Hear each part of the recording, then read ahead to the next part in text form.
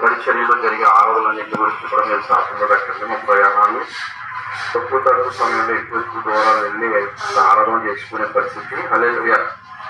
అలాగే దేవుని స్తోత్రం. దేవుణ్ణి స్తుతించాలని ఎవరికి ఉండదు. హల్లెలూయా. దేవునికి స్తోత్రం. హల్లెలూయా. ప్రతి జీవి కూడా దేవుని స్తుతిస్తూ ఉంది. హల్లెలూయా. పక్షులు దేవుని స్తుతిస్తున్నాయి, జంతువులు దేవుని స్తుతిస్తున్నాయి. మరి ఆయన చేతితో మేలులు పొందిన ప్రతి వారు కూడా దేవుని స్తుతిస్తున్నారు. హల్లెలూయా. కాబట్టి నేను ఆయన మేలు పొందలేదని వారు ఎవరు కూడా చెప్పలేదు. హల్లెలూయా. ఎందుకంటే ఆయన మేలుల వల్ల మనం బ్రతుకుతున్నాం. హల్లెలూయా. కాబట్టి దయచేసి ముఖ్యంగా మరి 103వ కీర్తన మరి చదివినటువంటి బిడ్డను దేవుడు ఆశీర్వదించిన దాకా మరి ఆ కీర్తనలో మరి దయచేసి చూసినట్లయితే, నా ప్రాణమ యెహోవాని సన్నతించుము, నా అంతరంగమునున్న సమస్తము ఆయన పరిశుద్ధ నామమును సన్నతించుము. నా ప్రాణమ యెహోవాని సన్నతించుము, ఆయన చేసిన ఉపకారముల్లో దేనిని మరుగుతుము. హల్లెలూయా. కాబట్టి మొట్టమొదట మనం దేవునిని మరింతగా తెలుసుకోవడానికి, దేవుని సన్నిధిలో దేవుని స్తుతించడానికి, హల్లెలూయా, మన దోషములన్నీ కూడా ఆయన క్షమిస్తున్నాడు. హల్లెలూయా. మన అతిక్రమాలన్నింటినీ కూడా ఆయన క్షమిస్తున్నాడు. హల్లెలూయా. ఆయన నీ దోషములన్నింటినీ క్షమించేవాడు, నీ సంకటములన్నీ కుదుర్చేవాడు. హల్లెలూయా. పక్షిరాజు యవ్వనం వలె నీ యవ్వనం కొత్తదము చుండినట్లు మేలు చేత నీ హృదయాన్ని తృప్తిపరచువాడు. నీకంటే ఆయన దయాకిరీటాన్ని మీకు అనుగ్రహిస్తూ ఉన్నాడు. దేవుని స్తోత్రం. యేసుక్రీస్తు ప్రభు ఆయన నీకు చేసే మేలును అందరూ తెలుసుకోవాలి. యేసు ప్రభు చేసే మేలు, యేసు ప్రభు మేలు చేసే దేవుడు. హల్లెలూయా. ఈ రోజుల్లో చాలా మంది మాకు మగబిడ్డ పుట్టాలని ప్రార్థన చేయమంటున్నారు, కొంతమంది ఆడబిడ్డ పుట్టాలని ప్రార్థన చేయమంటున్నారు. యేసు ప్రభు ఏమంటున్నాడంటే, నేను త్వరగా వచ్చేస్తాను అంటున్నాడు. హల్లెలూయా. దేవుని మహిమ కలిగిన గాక. కాబట్టి దయచేసి జ్ఞాపకం చేసుకోండి. కొద్దిగా పిల్లలు లేని వాళ్ళు ఉన్నారు, చాలా మంది పిల్లలు లేని వాళ్ళు ఉన్నారు. నాకు తెలిసి ఒక సహోదరుడు ఢిల్లీ నుంచి వచ్చేది. ఆయన ఆ సహోదరుడు వారికి పిల్లలు లేదు. పిల్లలు లేకపోతే అడాప్ట్ చేసుకున్నారు. అనాథాశ్రమానికి వెళ్ళి ఒక పిల్లలు తెచ్చుకొని పెంచుకుంటున్నారు. దేవుడి మీద ఎంత కదా అది ఆల్టర్నేటివ్ ప్రతిదానికి. హల్లెలూయా. అంతేగాని దేవుడే పిల్లల్ని ఇవ్వాలి, ఇవ్వకపోతే నేను దేవుడిని నమ్ముకోను, అది ఎంత పిచ్చితనం. దేవుడు నీకు మేలు చేయకపోతే దేవుడు నేను వదిలేసుకుంటే ఎవరికి నష్టం? హల్లెలూయా. ఇప్పుడు ప్రపంచం ఎంత యుద్ధాలు వచ్చేస్తున్నాయి, ప్రపంచం అంతా యుద్ధాలతో నిండిపోతుంది, కరువులు ఇబ్బందులు పడిపోతున్నాయి, భూమి ఎండిపోతున్నాయి. హల్లెలూయా. పిల్లలేమో తల్లికి వ్యతిరేకం అయిపోతున్నారు, తల్లులు పిల్లలకి వ్యతిరేకం అయిపోతున్నారు. అందరి ప్రేమలో కూడా ఎవరికి ఒకరి మీద ఒక ప్రేమలు లేవు. ఇలాంటి రోజుల్లో అన్న ప్రార్థన చేస్తాను ప్రభువా అంటే కుదరదు. హల్లెలూయా. టేక్ ఎ డిసిషన్, మంచి ఒక నిర్ణయం తీసుకోవడం, ముందుకెళ్ళాలి మనిషి అంతే. హల్లెలూయా. దేవుని మహిమ కలిగింది కాదు. కాబట్టి చాలా మంది హల్లెలూయా ఆస్తులు ఉంటే మాత్రం పిల్లలతో మాట్లాడుతున్నారండి. హల్లెలూయా. చాలా మంది ఆస్తులు ఉండాలని కోరుకుంటారు. హల్లెలూయా. ఆస్తులు ఉంటే పిల్లలు విధేయులే ఉంటున్నారా? దేవునికి స్తోత్రం. కాబట్టి దయచేసి జ్ఞాపకం చేసి దేవుడిని దయ ఎరిగి, దేవుడి మనకి ఏం చేసినా అది మనకు మేలే. రాత్రి ఒక అమ్మాయి మేము ప్రార్థన చేయడానికి వెళ్ళిపోయారు. మా నాన్నగారు చనిపోయి 3 నెలలు అయిందండి, నాకు ఏ లోటు లేదు కానీ అదొకటి లోటు ఉందని అన్నారు. అమ్మ అది ఎందుకు మంచిదో? హల్లెలూయా. ఎందుకు నీకు మంచిదో అని. హల్లెలూయా. దేవుడు ఎవరికి తెలిసి కీడు చేయడు. హల్లెలూయా. నీకు తండ్రి ప్రేమ ఉంది కానీ పరమ తండ్రి ప్రేమ తెలుసుకోవాలి నువ్వు. హల్లెలూయా. దేవుని మహిమ కలిగిందా? మీకు ఎవరి ప్రేమ కావాలి? యేసయ్య ప్రేమను చూడాలి, ఆయన ప్రత్యక్షత చూడాలి. మీ నాన్న ప్రత్యక్షత నీకు తెలుసు, కానీ యేసయ్య ప్రత్యక్షత తెలుసా? యేసయ్యతో ఎన్కౌంటర్ తెలుసా నీకు? హల్లెలూయా. ఎలా ఉంటుంది అనుకున్నారు? యేసయ్య ప్రత్యక్షతను చూడాలి. యేసయ్య నిలుచుంటే నువ్వు ఆయన పాదాల దగ్గర ఉన్న దర్శనం నీకు తెలుసా? కాబట్టి అది పోయింది ఇది పోగొట్టుకున్నానని ఏడవడం కంటే, హల్లెలూయా, ప్రభువునందు గొప్ప నిరీక్షణ ఉంది మనకి, ప్రభువునందు గొప్ప ధైర్యం ఉంది. హల్లెలూయా. కాబట్టి దయచేసి జ్ఞాపకం చేసుకోండి, లైఫ్ ఈజ్ అడ్జస్ట్మెంట్. ప్రతిదీ మనకు కావాలనుకున్నదల్లా తగ్గడానికి నేను ఈ లోకంలో పుట్టించలేదు. హల్లెలూయా. నువ్వు యాత్రికుడు. బాగుంది. యాత్రికుడు పని ఏంటండి? యాత్రికుడు పని ఏంటండి? హల్లెలూయా. యాత్రికుడి పని ఏంటంటే journey. Life is a journey, endless journey. ఆయన పుట్టించాడు, తీసుకెళ్తుంటాడు. హల్లెలూయా. గొర్రెలు ఆయన నడిపిస్తూ ఉంటాడు, గొర్రెలు నడుచుకుంటూ వెళ్ళిపోవాలి. కాబట్టి భూమి మీద నీకు లేనన్నిటి గురించి చింతతో బతకమని చెప్పలేదు. నీకు బిడ్డలు పుట్టలేదంటే నువ్వు ఏడుతో కూర్చోకూడదు. హల్లెలూయా.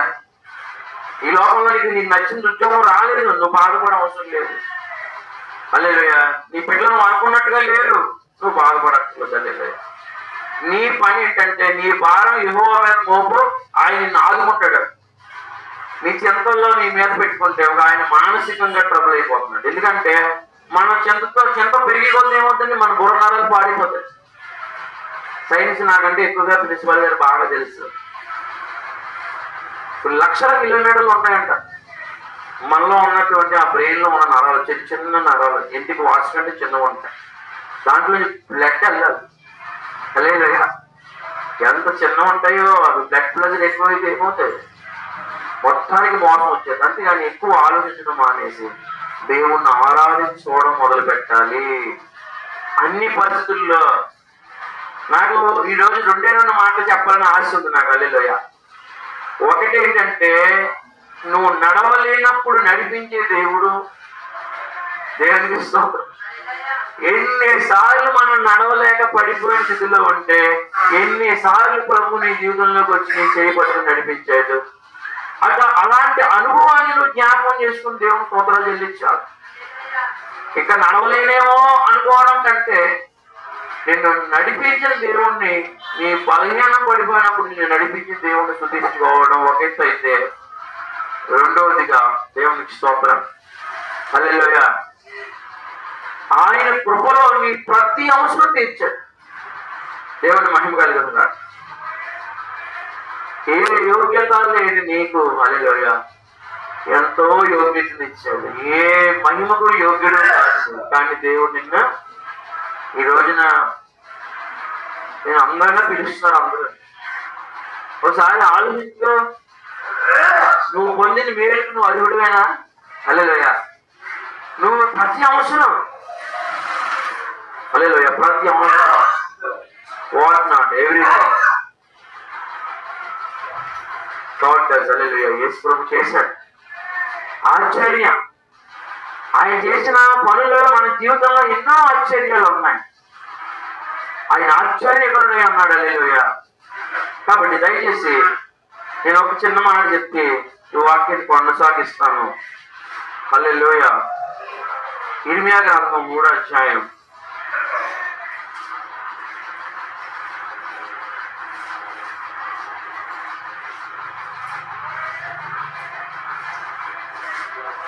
ఇర్మియా గ్రంథం 3వ అధ్యాయం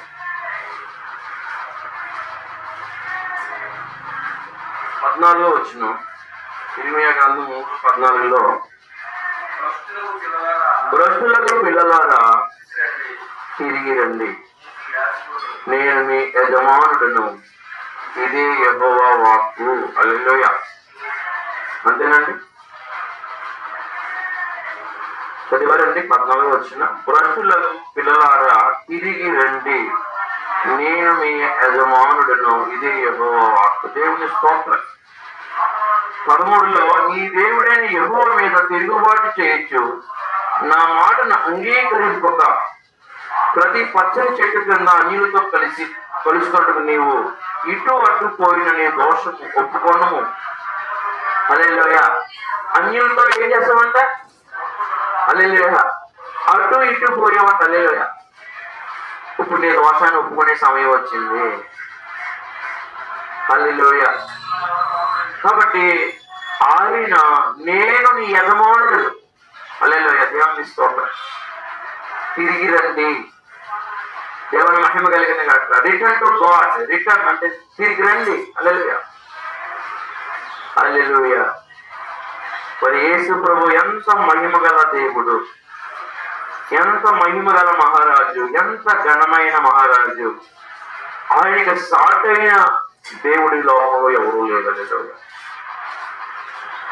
పరిశుద్ధులలో మహనీయుడు, పూజలలో పూజనీయుడు, అబ్రహాము దేవుడు, ఇస్సాకు దేవుడు, యాకోబు దేవుడు, యోసేపు దేవుడు, మోషేని ఇశ్రాయేలును నడిపించిన నామం, ఉన్నతమైన నామం యేసు ప్రభు. ప్రపంచంలో చరిత్ర తిరగేస్తే భూమి ఆకాశం పుట్టక ముందు నుంచి కూడా భూమి ఆకాశం లయమైపోయినా ఉండే నామం యేసు నామం. హల్లెలూయా. అలాంటి పరిశుద్ధుల నామానికి మనం దుఃఖ పెట్టుకుంటా అన్నిటిలోని మన ప్రవర్తన అంతటి యందు ఆయన యజమానత్వానికి ఒప్పుకొని. హల్లెలూయా. ఆయన మన యజమానుడు. ఎవరిని యజమానుడు? నీ తెలివి నీ యజమానుడు కాదు, నీ బలము నీ యజమానుడు కాదు, నీ ధనము నీ యజమానుడు కాదు. ఆయన కృప వల్లే నువ్వు ఆయన దాసుడు. హల్లెలూయా. నీవు లేకపోతే నా యజమానుడు ఉండడండి అంటారు చాలా మంది. పిచ్చోడా. హల్లెలూయా. నీ యజమానుడు ఉంటాడు. ఆయన దయ లేకపోతే మనం ఉన్నాం ఇక్కడ. హల్లెలూయా. కాబట్టి మనం గర్వంతో నడుచుకోవడం కంటే వినయంతో నడుచుకోవాలని దేవుడు కోరుకుంటున్నాడు. అన్ని విషయాల్లోని మన ప్రవర్తన అంతటి అందు దేవుడు అధికారాన్ని ఒప్పుకోవాలి. హల్లెలూయా. మనం ఉండేటువంటి వ్యభిచారం నుంచి బయటకు రావాలి. ధనాపేక్షనే మన యజమానుడిగా చేసుకోకూడదు. ఏదైనా దేవుడు కంటే గండుగైతే ఈ లోకంలో ఏది లేదు. చివరిగా యెషయా గ్రంథం 51వ అధ్యాయం 13వ వచనం. యెషయా గ్రంథం 51వ అధ్యాయం 13, 14 వచనం చదవండి.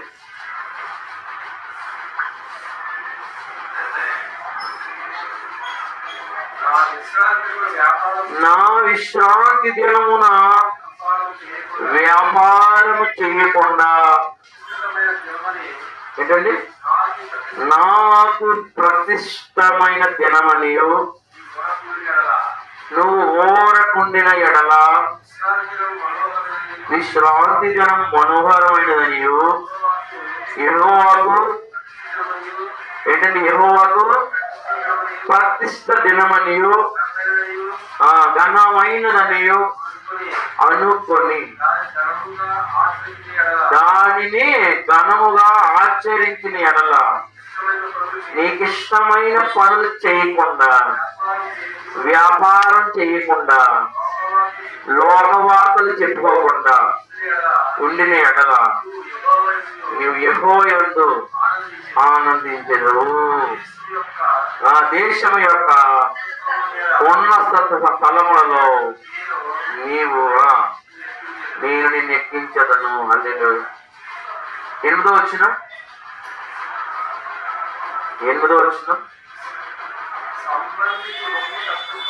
మీ రక్త సంబంధికి ముఖము తప్పించుకున్నట్లు దిక్కుమాలిన వారిని పేదలను నీ ఎంత చేర్చుకున్నట్టు వస్త్రహీనుడు నీకు కనబడినప్పుడు వస్త్రములు ఇచ్చుటయో ఇదే కదా. హల్లెలూయా. 2వ వచనం చదవండి. తన దేవుడు ఉండే న్యాయ విధిని విడవకున్నట్లు మీరు అనుసరించినట్లు అనుదినము వారి నా యొక్క విచారణ చేయుదురు, నా మార్గాలు తెలుసుకొని నిత్య కనపరిచదురు. నేను ప్రత్యక్షులు కావాలని కోరుకుంటారు, న్యాయమైన తీర్పులు కావాలంటారు. హల్లెలూయా. ఒక మాట ఏంటంటే వాళ్ళంతా దేవుడి దగ్గరికి వచ్చేవాళ్ళు ఈరోజు శుక్రవారం ఉపవాస ప్రార్థన, ఈరోజు ఆదివారం విశ్రాంతి దినం. ఇవి ఆచారాల మట్టుకే కానీ హల్లెలూయా ఆచరణలో బలహీనలు అయిపోయారు. భక్తి ఎలా ఉందంటే టుడే ఇస్ ఫ్రైడే అంటే నువ్వు ఈరోజు విశ్రాంతి దినం, ఓకే ఆరాధనకి వెళ్తూ వచ్చావు, కానీ దేవుడి నీతి నీలో ఉందా? దేవుడి న్యాయ విధుల ప్రకారంగా నడుచుకున్నావా? మళ్ళీ ఏమంటావా? దేవుడు నాకు ప్రత్యక్షుడు కాదండి, నాకు అన్ని పనులు చేసేటండి, నేను ఉపాసం ఉన్నట్టు ఎందుకు చూడట్లేదు, నీ సన్నిధికి వెళ్ళి ప్రార్థన చేసి ఎందుకు వినట్లేదు అని మళ్ళీ దేవుడి మీద ధర్మ చేస్తా. న్యాయం లేదు, నీతి అసలు లేదు, కనికరం లేదు, ప్రేమ లేదు, మనకి నీతి నిజాయితీలు లేవు, అన్ని అబద్ధాలే. అబద్ధం ఆడకూడదు, చిన్నదైనా తప్పే. వెళ్ళేమే లేదు. దగ్గర ఇస్సాకు కూడా అబద్ధం ఆడాడు. ఏమని? ఏమి నా భార్య కాదు నా చెల్లని. ఇస్సాకు కూడా ఉంది బైబిల్ నుంచి చూడు. ఆ తర్వాత అది నీకు చెప్పింది ఆలోచించు. హల్లెలూయా. చెప్పింది ఆలోచించు. దేవుని స్తోత్రం. హల్లెలూయా. ఎందుకు చెప్తానండి ఈ మాట? దానివల్ల అబీమెలెకుకి కీడు వచ్చేసింది. హల్లెలూయా. ఒక అబద్ధం వల్ల శాపం వచ్చేస్తుంది.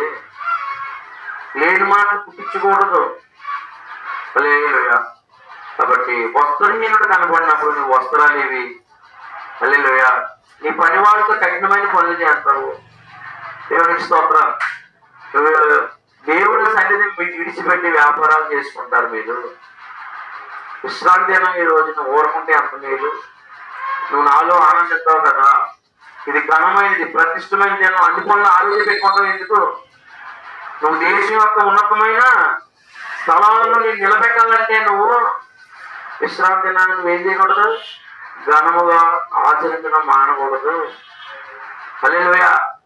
విశ్రాంతి దినాన్ని ఎలా ఆచరించాలంట ఉందా బైబిల్లో? అది పక్కన పడేస్తాం అంతే. బైబిల్లో ఉన్నవన్నీ పక్కన పెట్టేస్తావు. ఎవరైనా మీరు ఆచారం నిర్మిస్తే నేర్చుకుంటాం. నీతి న్యాయాలు లేనటువంటి ఆచారం వ్యర్థము. హల్లెలూయా. హల్లెలూయా. చిన్న చిన్న అబద్ధాలు కూడా ఆడొద్దు, దానివల్ల నష్టపోతాం. హల్లెలూయా. లేని శాపాలు మనం తెచ్చుకుంటాం. దైవజనుడు అసలు ఆడకండి. దైవజనుడు అంటే దేవుని ప్రతినిధి కాబట్టి దైవజనుడితో ఎవరితోటైనా సరే అబద్ధాలు ఆడకూడదు కదా. నీ నిజంగా మాట్లాడు. అవునంటే అవును, కాదంటే కాదుగా ఉండాలి. కాబట్టి మనం అందరం నేర్చుకోవాల్సిన విషయం ఏంటంటే, నేను ఉపవాసం ఉంటున్నాను, నేను దేవుడి సన్నిధికి వెళ్తున్నాను, నేను ముసుగేసుకుని ప్రార్థన చేస్తున్నాను, బ్యాగ్ పెట్టుకుని సంఖ్యలో పెట్టుకుని వెళ్ళిపోతున్నాను, నేను మహాభక్తురాలంటే, మహాప్రార్థనా పరురాలంటే, నా యొక్క భక్తి పరురాలు ఎవరో లేరు అనుకుంటున్నావు. కానీ నీకు అలా కనికరమే లేదు. కనికరం ఏది నీకు? పక్కన ఎదుటి మనిషి మీద నువ్వు కనికరం చూపించలేవు. దేవుడికి ఎంత భక్తి చేస్తే ఎందుకు? కనికరం లేదు. మాట్లాడితే అన్ని అబద్ధాలే. హల్లెలూయా. ప్రవర్తించే ప్రవర్తన చెడ్డ ప్రవర్తన. చెడ్డవాడి గురించి నువ్వు మాట్లాడొద్దన్న దేవుడు. మాట్లాడితే చెడ్డ విషయాలన్నీ చెప్తాడు ఊరంతా వెళ్ళి. హల్లెలూయా. లోకవాళ్ళు చెప్పుకోకూడదు అన్నాడు ఆ రోజు ఆయన. అవునా? వ్యాపారాలు చేయకూడదు. దేవుని స్తోత్రం.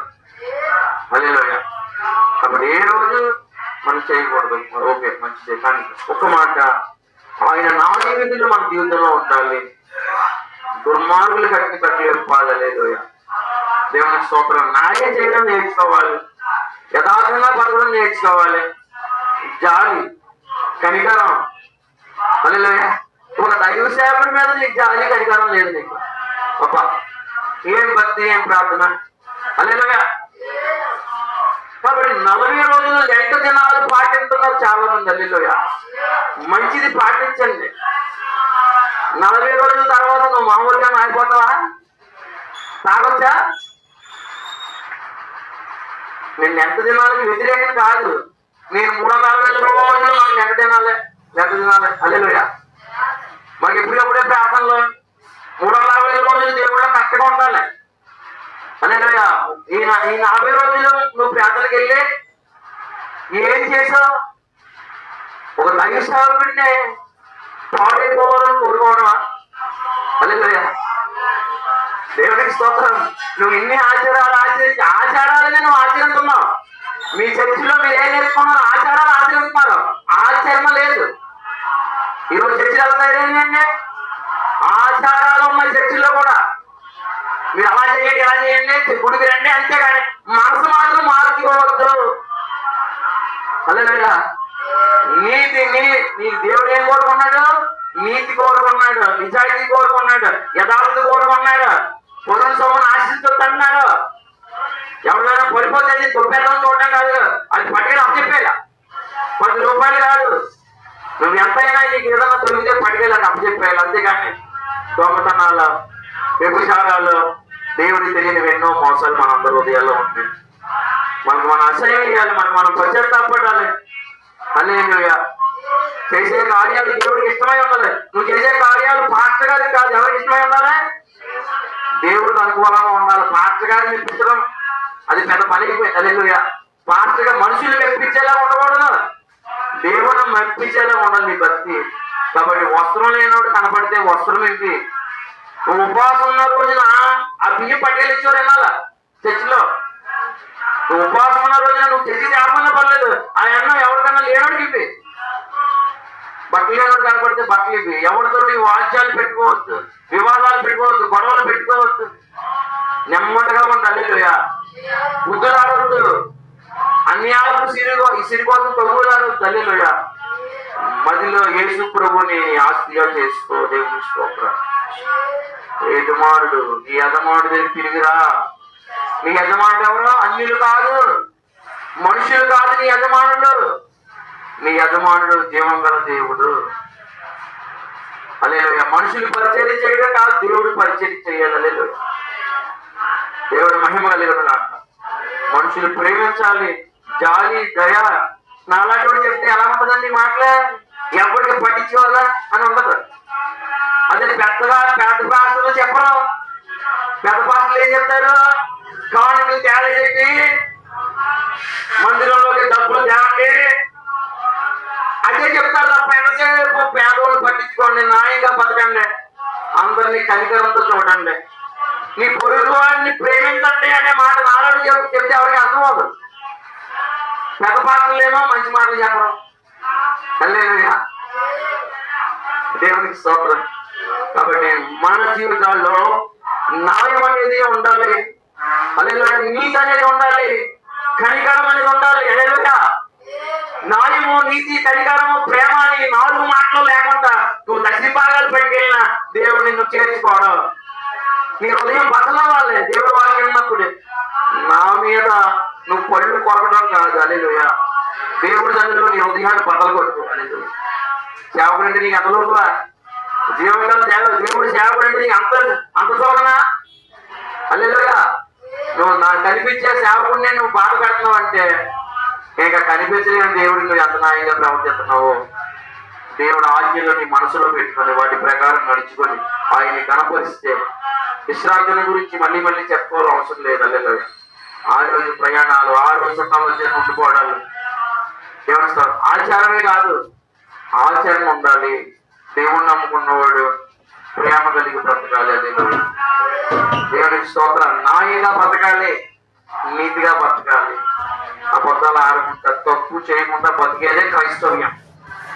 క్రైస్తవుడు అంటే ఎవరు? ఒక కులానికి చెందింది కాదు, నిజాయితీగా ప్రేమగా బతికేవాడే, క్షమించగలిగిన మనసున్నవాడే. హల్లెలూయా.